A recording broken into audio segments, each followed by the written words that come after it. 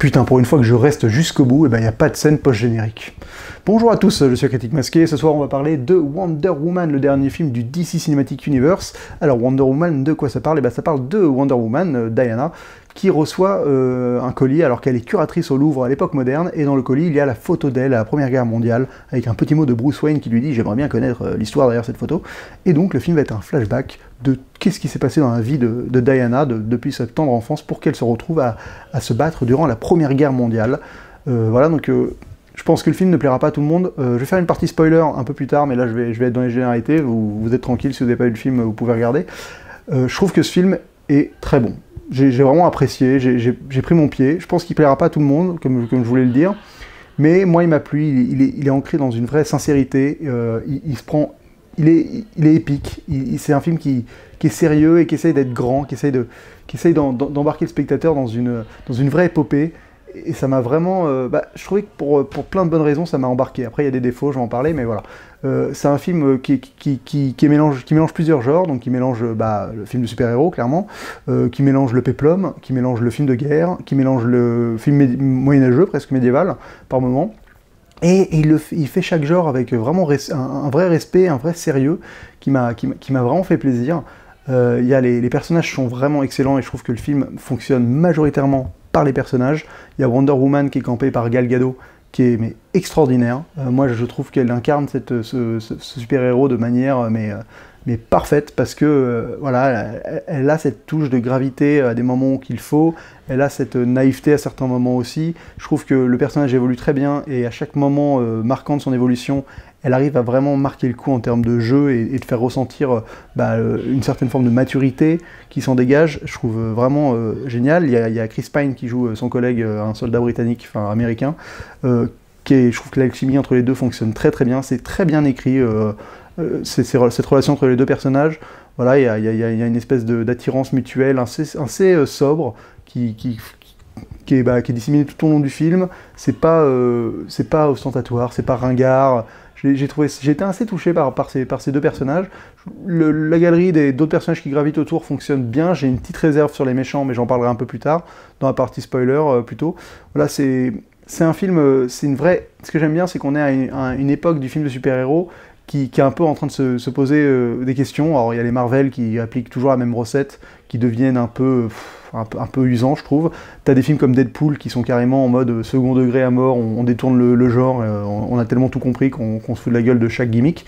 Et t'as des films comme Logan qui vont au final pas vraiment être un film de super-héros, qui vont raconter une autre histoire, un film de western, un road trip, avec des super-héros, mais c'est même plus vraiment le propos. Là, on est vraiment dans un vrai film de super-héros, une vraie épopée épique, héroïque, avec, c'est une origin story, mais une origin story qui a vraiment de l'ampleur, qui est vraiment c'est du vrai cinéma, qui t'embarque dans plusieurs endroits, qui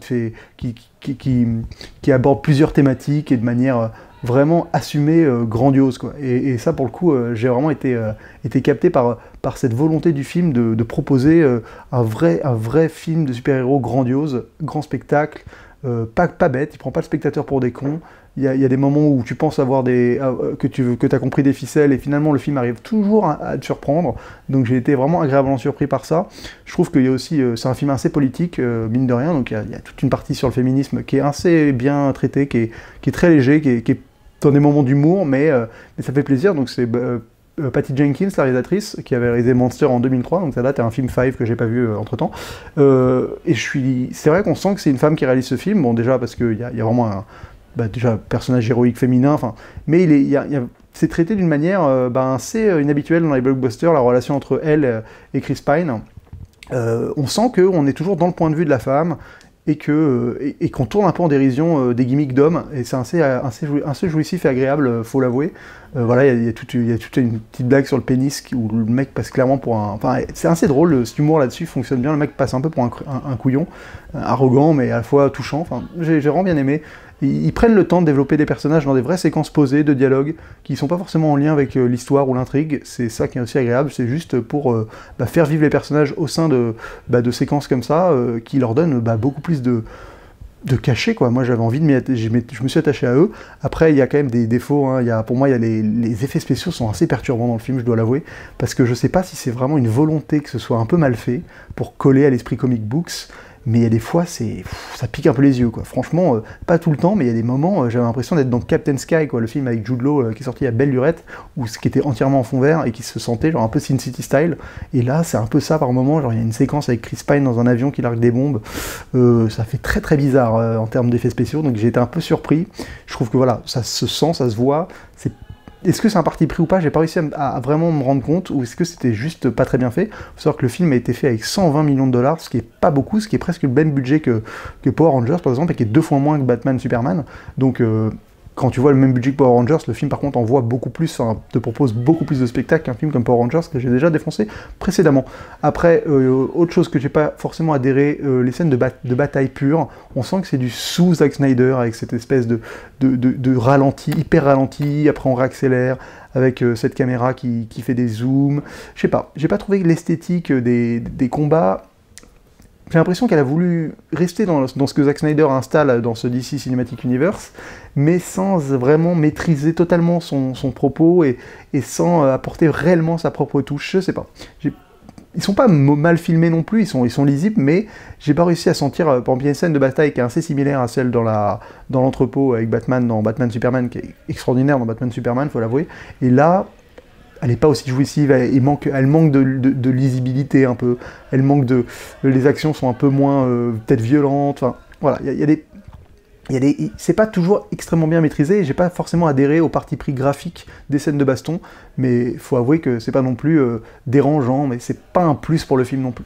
Il y a un truc par contre qui m'a vraiment dérangé, et je sais que c'est un détail, mais j'ai eu du mal ça m'a gêné à chaque fois, c'est les langages dans le film.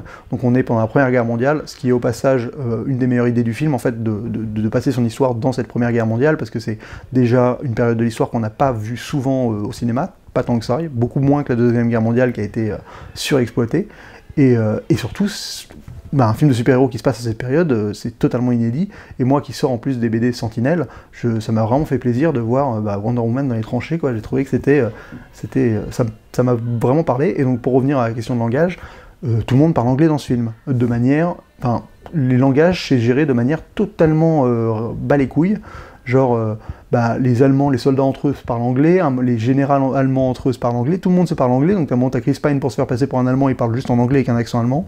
J'avoue que c'est assez perturbant, mais par contre il y a des moments où il y a des villageois qui parlent en allemand, il y a d'autres villageois qui parlent en français, il y a un personnage qui est joué par Saïd Taghmaoui qui parle plusieurs langues, ils font un duel de langues, un moment avec Wonder Woman, enfin... Il y a des trucs comme ça, j'ai trouvé ça très perturbant. Alors je comprends le parti pris de pas vouloir se faire s'emmerder avec les langues et tout le monde parle anglais, mais ça m'a quand même dérangé. C'est un parti pris que j'approuve pas. Pour moi, tu t'essaies de faire un film un peu réaliste, de super-héros sérieux, tu fais que les gens parlent leur langue et ce sera mieux. Un peu avec des sous-titres, c'est pas grave, mais et Chris Pine, il apprend à parler l'allemand s'il veut s'incruster dans une soirée allemande, quoi. Mais bon, ça m'a vraiment perturbé. Après, il y a des vraies choses intéressantes dans toute la première partie où on découvre la mythologie des Amazones. Et à un moment, c'est raconté avec des espèces de peintures qui s'animent, c'est très très beau, ça fait référence évidemment aux peintures un peu... je suis nul en art, mais j'imagine antique, les peintures, les images qu'on a des dieux grecs et tout ça, et l'imagerie est vraiment très belle, et donc ça permet de bien faire vivre ça en nous, et d'avoir une partie qui au final que l'espèce de narration d'histoire toute conne, qui est assez divertissante et visuellement intéressante. Donc écoutez, je vais voir si j'ai tout fini sur ma partie pas spoiler, et après je passerai à la partie spoiler. Donc écoutez, c'est le genre de film que j'ai envie d'aimer. Je trouve que voilà, c'est un film que je vais soutenir, que j'ai envie de dire, allez-y. Pour moi, le DCU, il avait besoin de ce film-là pour un peu se consolider, se mettre sur des bonnes rails après des trucs comme Suicide Squad, après Batman Superman qui était quand même un peu confus, qui avait des défauts, qui pouvait pas plaire à tout le monde. Là, on a sur un vrai film sérieux, honnête, sincère, qui envoie, qui essaye à fond de marquer un peu son image et de donner que ça va être ça le DCU, ça va être sérieux, on va être dans l'esprit d'ici, et j'approuve. Donc je vais lui donner la note de 4 masques sur 5, c'est beaucoup, c'est un peu plus que les Logan et Gardiens de la Galaxie, mais je pense que j'avais surtout trop noté les Gardiens de la Galaxie. Bref, 4 masques sur 5 pour Wonder Woman, je vous encourage à y aller, je vous encourage à me dire ce que vous en avez pensé après l'avoir vu, et surtout, je vais surtout faire la partie spoiler tout de suite. Attention, on va rentrer dans la partie spoiler. Bon, déjà, je dois avouer que j'ai adoré ce film pour une raison principale, c'est cette scène dans les tranchées où Wonder Woman sort et fait cet acte héroïque. Cette scène rien que pour cette scène, j'adore ce film. C'est-à-dire que ça faisait très longtemps que j'avais pas été dans un blockbuster, devant un blockbuster, et que j'avais pas pris mon pied dans une scène comme ça, quoi. Un espèce de, j'ai eu la chair de poule, quoi. Là vraiment j'ai été happé, quoi, happé par cet héroïsme totalement sincère. La meuf, elle se lève avec son bouclier, elle évite les balles. Enfin, c'est badass, mais à la fois au moment de l'histoire, ça fait totalement sens. Et franchement, j'ai vraiment adoré. Après, je voulais pas en parler dans la partie avant parce que je laisse les gens en découvrir. J'ai été vraiment surpris et je me suis fait avoir par... je trouvais que voilà, il y a un défaut du film au départ qui était que j'ai trouvé que le film était super manichéen. Il est là, le mec désigne tout de suite les Allemands comme les méchants. Elle dit ah bah reste, c'est le dieu, c'est un truc qui contrôle les Allemands. Quand t'es européen et que tu t'as un peu étudié la Première Guerre mondiale, tu fais mais c'est quoi ce film, quoi? C'est quoi ce film où les vainqueurs écrivent l'histoire, et donc les Allemands sont les méchants de la Première Guerre mondiale. Enfin, on sait tous que c'est pas aussi blanc et noir que ça, quoi. Et quand on a les révélations finales qui m'a vraiment surpris, parce que moi au pire je m'attendais que ce soit la meuf qui a le masque, Ares. Je savais que ça allait pas être le mec qu'on croyait depuis le début, mais je me suis dit ça va être l'autre meuf, et quand tu découvres qu'en fait c'est le Britannique, là d'un coup tout ce rapport au manichéisme se dissipe et devient totalement flou, et c'est le propos du film en fait, c'est ça qui est génial. Et donc je me suis vraiment fait avoir, parce que je me suis dit ce film est un peu trop basique, il va nous servir les mêmes formules, et il a joué un peu avec ça, il est très sérieux, et en fait il est un peu plus profond que ce qu'il laisse paraître, ce qui m'a vraiment agréablement surpris. Et donc voilà, on a ce côté sur le manichéisme où en fait, l'homme comporte du bien et du mal en lui, et c'est une bataille permanente pour réussir à faire qu'on vive en harmonie. Donc il n'y a pas les méchants Allemands d'un côté, les gentils Anglais qui défendent les Allemands. Non. C'est aussi en ça que la période est intéressante, parce que ça aurait été la Seconde Guerre mondiale. Non, la Seconde Guerre mondiale, t'as un dictateur qui brûle des gens dans des fours. Le diable est totalement incarné. Là, dans la Première Guerre mondiale, c'est beaucoup plus nuancé que ça, et personne n'est forcément blanc, et personne n'est forcément noir. Donc j'ai été agréablement surpris de voir ce propos se développer de manière totalement naïve et presque énervante au début du film. Vraiment, j'étais là, mais ils sont relous avec leur manichéisme, ça m'énerve, pour en fait me faire une pirouette et me l'envoyer dans la gueule en me disant ah toi aussi tu t'es fait avoir, tu pensais que le manichéisme c'était ça. Et en fait, non, voilà, on n'est pas du tout manichéen. On est un peu plus nuancé. Après, je trouve que ça m'a un peu énervé aussi, mais pareil, c'est expliqué après, le coup de... Enfin, en fait, c'est pas ta gueule, c'est magique dans ce film, c'est Ares, c'est magique. La séquence où ils sont là, où la meuf, elle a perdu son carnet, et d'un coup, oh tiens, en fait, j'ai retrouvé la formule, et je vous ai concocté ce petit truc à super pouvoir pendant la nuit. J'étais genre, ouais, bon, là, vous vous foutez de ma gueule, c'est quoi cette séquence totalement what the fuck, là?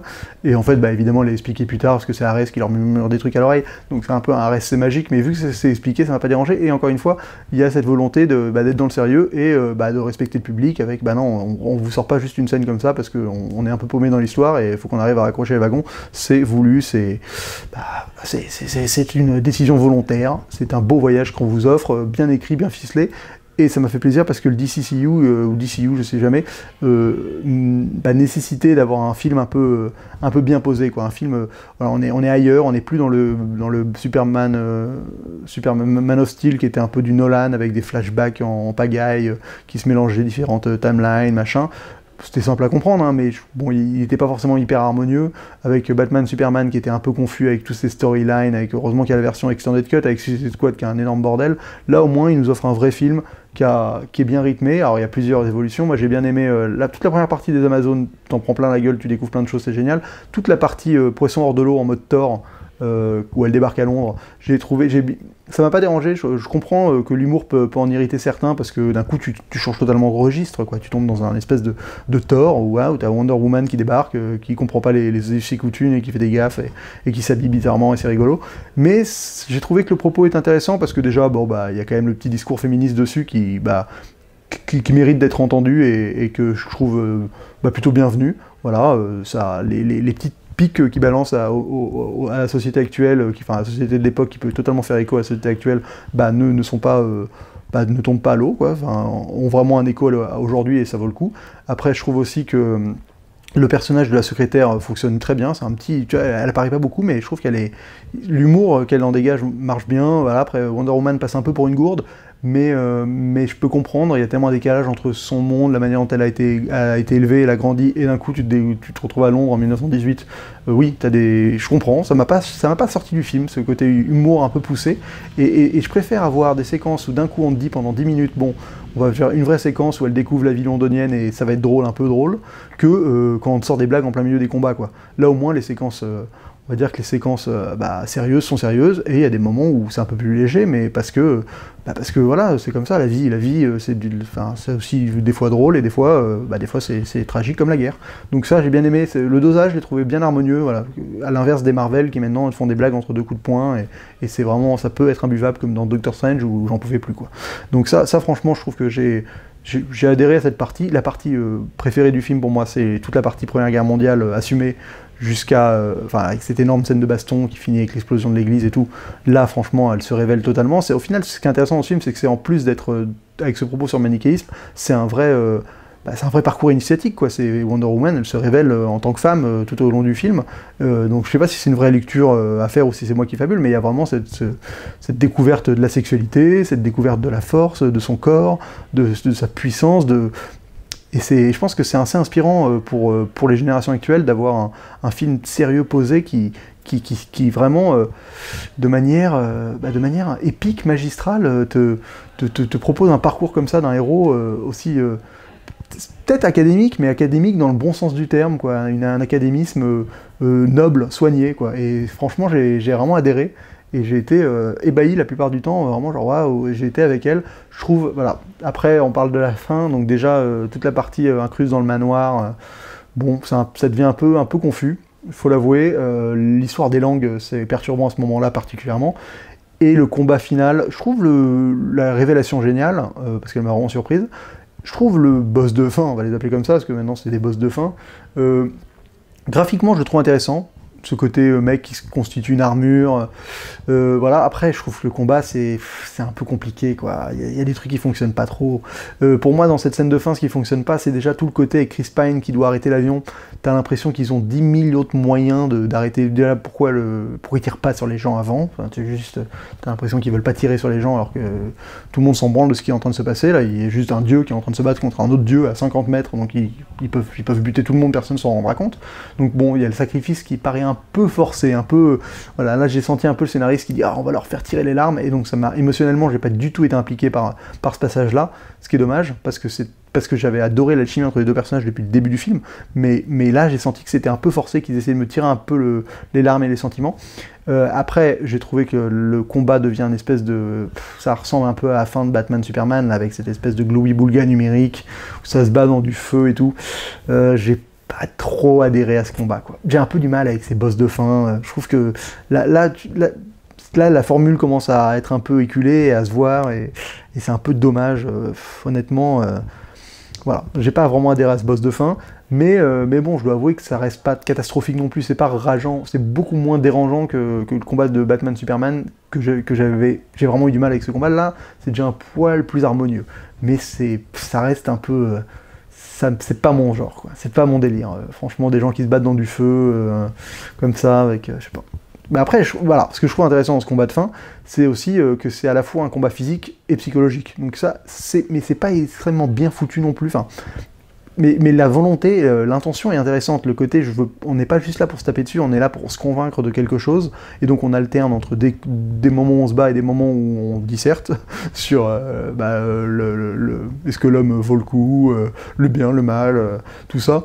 Ça m'a plu, parce que, voilà, mais j'ai trouvé que c'était un peu, avec en alternance, les flashbacks de elle qui se souvient de Chris Pine, en parallèle, Chris Pine qui va faire péter son avion, enfin, je sais pas, j'ai pas trouvé que le timing était extrêmement bien géré, que c'était une très belle séquence, mais il y avait des choses positives dedans qui fait que j'ai été beaucoup plus investi, mine de rien, que dans juste un gros combat de bourrin, comme à la fin de Batman-Superman.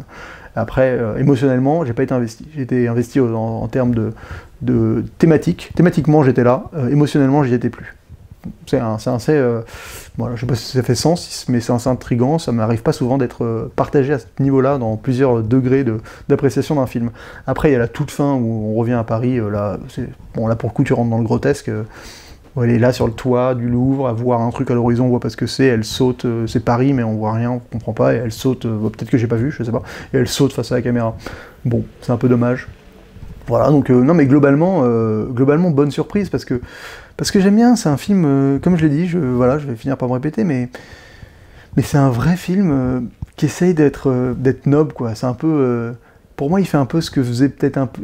ça m'a fait plus penser à un Gladiator qu'à un autre film, quoi. Enfin, pour moi, c'est plus dans cette veine-là, presque. C'est vraiment de l'ordre du péplum majestueux, quoi.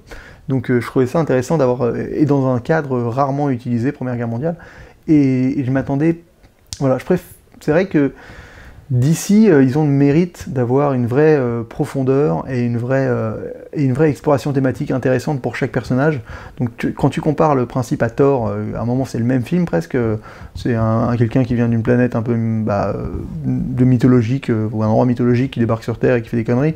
T'en as un, c'est vraiment de la bouffonnerie légère, cool, hein, Thor c'est cool, hein, mais voilà, c'est sympathique. Et là, t'as toujours, ça alterne avec la gravité, avec tout ce discours sur arrêter la guerre. La guerre, tu la sens quand même par moments, quand elle traverse quand elle voit les soldats, quand elle traverse les villages détruits et tout. T'as cette gravité qui persiste dans le film et qui la quitte jamais. Et ça m'a plu parce que voilà, on n'est pas dans de la grande bouffonnerie, on est dans un vrai récit mythologique, mais sérieux. Assez bien dosé, très bien dosé. Et voilà, et là, voilà, donc je pense que j'ai tout dit. Écoutez, voilà. Donc moi je le recommande. N'hésitez pas à me dire dans les commentaires ce que vous en avez pensé. Et si vous avez des choses que j'ai dites, vous n'êtes pas d'accord, argumentez-moi dans l'inverse. Voilà, je pense que ça lance le DCU d'une bonne manière, là, vraiment, ça le consolide, ça fait du bien. Je pense que je vais pas tarder à faire une vidéo pour comparer un peu le Marvel Cinematic Universe et le DCU, parce que c'est intéressant, c'est pas du tout c'est le même principe, mais pas du tout exploité de la même manière, donc à voir. Après, je suis pas un lecteur de comics, donc ça peut pallier ma vidéo. Voilà, il y a un moment, il faut que j'arrête de parler. Donc n'hésitez pas à partager cette vidéo si elle vous a plu, n'hésitez pas à vous abonner si vous n'étiez pas abonné, n'hésitez pas à liker avec un pouce bleu si vous avez aimé, vous pouvez mettre un pouce rouge si vous trouvez que je dis de la merde. Ça arrive. Quoi d'autre? Je sais que j'avais un petit dernier truc à dire. Oui, le sniper ne sert à rien. Il ne tire pas une balle du film. Voilà, je tenais à le préciser. Je sais pas ce que ça veut dire, mais je trouve ça bizarre que le personnage ne serve à rien. Ouais. C'est pas bien ou mal, hein, c'est juste particulier. Bon bah écoutez, c'est tout pour cette vidéo, on se retrouve très vite pour une prochaine vidéo, et d'ici là, bonne toile!